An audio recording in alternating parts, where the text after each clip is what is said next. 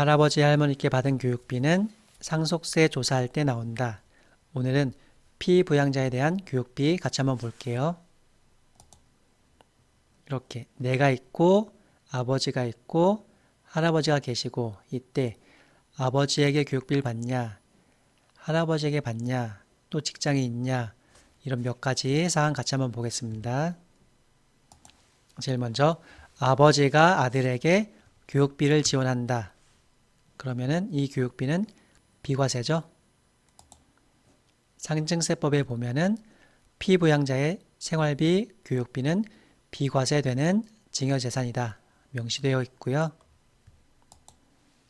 하나 더, 시행령에 보면은 교육비에 직접 지출한 것은 비과세되는 거다.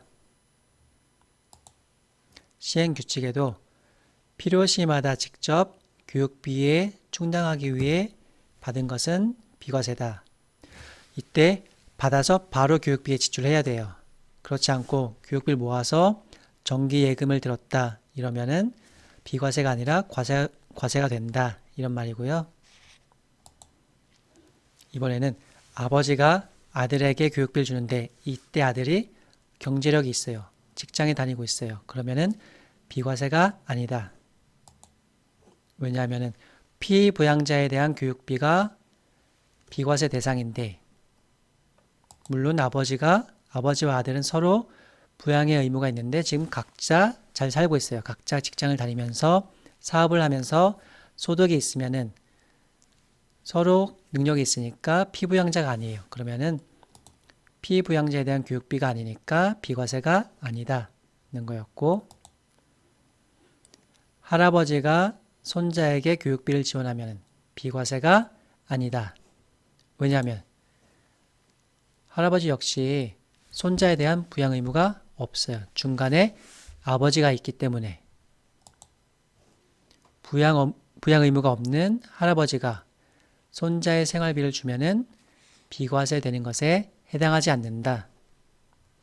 하나 더, 중간에 아버지와 어머니가 아들 내외가 근로소득, 사업소득이 있으니까 경제적 능력이 있으니까 할아버지는 손자를 부양할 의무가 없다. 그러니까 할아버지가 손자한테 주면은 과세된다는 내용이고요. 이번에는 할아버지가 주시는데 이때 중간에 아버지와 어머니가 안 계세요. 이런 상황에서 손자에게 주면은 이 교육비는 비과세된다. 당연하죠? 아버지가 중간에 안 계시니까 할아버지가 부양 의무가 있는 거고 피부양자에 대한 손자에 대한 교육비니까 비과세된다는 내용이고요. 실제 할아버지가 손자에게 학원비, 교육비 많이 주는데 이게 진짜 걸릴까라는 질문인데 걸릴 수도 있고 아닐 수도 있고 그런데 만약에 걸리게 되면은 상속세 세무조사를 할 때 이때 가장 많이 걸리겠죠?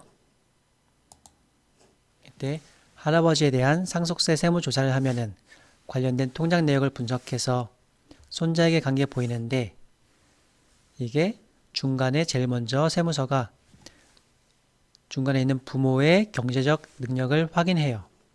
종합소득세 신고 내역도 볼 수 있고 부동산이 얼마 있는지도 볼 수 있고 능력이 있는 부모가 있는데 할아버지가 손자에게 주면은 이거는 비과세되는 교육비가 아니다. 이 사건에서는 중간에 부모가 내가 소득이 있긴 하지만 지출하는 게 많아서 그래서 실제 가처분 소득이 얼마 안 된다. 소득이 많이 잡혀도 많이 써서 남는 게 없어서 그래서 할아버지가 도와줬다. 그 말해도 안 먹히죠? 네, 오늘 이렇게 아버지가 자녀에게 직접 주면은 이 교육비는 비과세 된다. 그런데 자녀가 직장에 있으면은 능력이 있으면은 이때 교육비 지원하는 것은 비과세가 아니다. 또 할아버지가 손자에게 주면은 비과세가 아니다. 하지만 중간에 부모가 없는 상태라면은 직접 줄 수 있다. 그리고 마지막으로 이렇게 할아버지가 손자에게 주는 교육비는 상속세 조사할 때 가장 많이 걸리고 이때 약간 대비가 필요하다는 거였고요. 네, 오늘은 피부양자에 대한 교육비 같이 한번 봤습니다. 이상입니다.